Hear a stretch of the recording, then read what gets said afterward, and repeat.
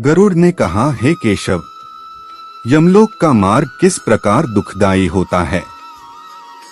पापी लोग वहां किस प्रकार जाते हैं, मुझे बताइए। भगवान बोले, हे गरुड़, महान दुख प्रदान करने वाले यम मार्ग के विषय में तुमसे कहता हूँ, मेरा भक्त होने पर भी तुम उसे सुनकर कांप उठोगी। यम मार्ग में वृक्ष की छाया नहीं है, अन्न आदि भी नहीं है, वहां कहीं जल भी नहीं है, वहां प्रलय काल की भांति 12 सूर्य तपते हैं। उस मार्ग से जाता हुआ पापी कभी बर्फीली हवा से पीड़ित होता है तो कभी कांटे चुभते हैं, कभी महाविषधर सर्पों द्वारा डसा जाता है, कहीं अग्नि से जलाया जाता है, कहीं सिंहों, व्याघ्रों और भयंकर कुत्तों द्वारा खाया जाता है, कहीं बिच्छुओं द्वारा डसा जाता है। इसके बाद वह भयंकर असिपत्रवन नामक नरक में पहुंचता है, जो 2000 योजन के विस्तार वाला है। यह वन कौओं, उल्लुओं, गीधों, सर्गों तथा डौसों से व्याप्त है। उसमें चारों ओर दावाग्नि है। वह जीव कहीं अंधे कुएं में गिरता है, कहीं पर्वत से गिरता है, कहीं छुरे की धार पर चलता है, कहीं कीलों के ऊपर चलता है, कहीं घने अंधकार में गिरता है, कहीं उग्र जल में गिरता है, कहीं जोंकों से भरे हुए कीचड़ में गिरता है, कहीं तपी हुई बालुका से व्याप्त और धधकते ताम्रमय मार्ग, कहीं अंगार राशि, कहीं अत्याधिक धुएं से भरे मार्ग पर उसे चलना पड़ता है।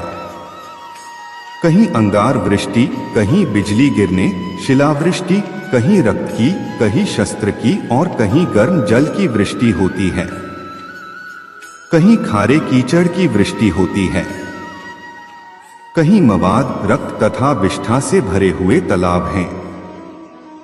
यममार्ग के बीचों बीच अत्यंत उग्र और घोर वैतरणी नदी बहती है। वह देखने पर दुखदायिनी है। उसकी आवाज भय पैदा करने वाली है। वह 100 योजन चौड़ी और पीप तथा रक्त से भरी है। हड्डियों के समूह से उसके तट बने हैं। यह विशाल घड़ियालों से भरी है। हे गरुड़, आए पापी को देखकर वह नदी ज्वाला और धूम से भरकर कड़ाह में खौलते घी की तरह हो जाती है। यह नदी सुई के समान मुख वाले भयानक कीड़ों से भरी है। वज्र के समान चोंच वाले बड़े बड़े गीध हैं। इसके प्रवाह में गिरे पापी है भाई, हाँ पुत्र, हाता कहते हुए विलाप करते हैं। भूख प्यास से व्याकुल हो पापी रक्त का पान करते हैं।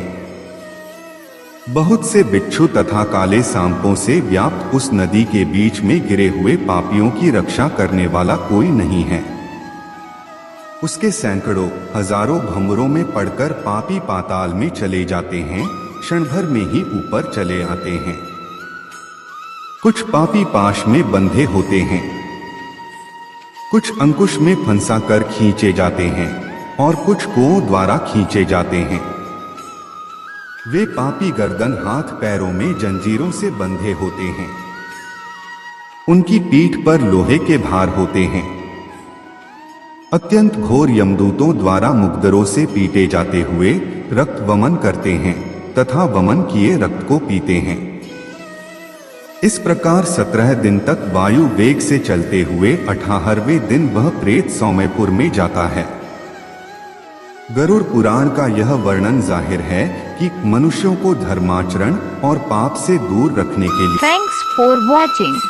ऐसा मजेदार कहानी सुनने के लिए हमारा चैनल को सब्सक्राइब करें, लाइक करें और कमेंट करें।